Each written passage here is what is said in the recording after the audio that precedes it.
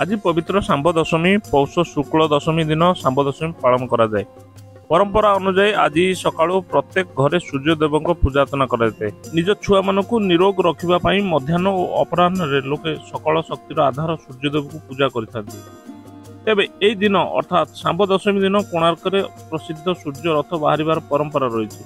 पौराणिक मान्यता अनुसार कोणार्क श्रीकृष्ण पुत्र शांब उपासना कर दुरारोग्य मुक्ति पाई। माँ निज संतान संतति को निरोग रखापी शांब दशमी पर्व निष्ठार सह पालन करती। यह पर्वर विशेषता होउछि सूर्यंकर आकाश में तीन स्थिति को लक्ष्य कर घरे तीन प्रकार धूप बा पूजा अनुष्ठित होता है। ब्राह्मण मुहूर्त में पूजा नैवेद्य बा प्रथम धूप अनुष्ठान कर सूर्य पुराण पारायण करथांती। मध्याह्न सूर्य तेजोदीप्त भास्कर को द्वितीय धूप दि जाए। यह शांब दशमी मुख्य धूप।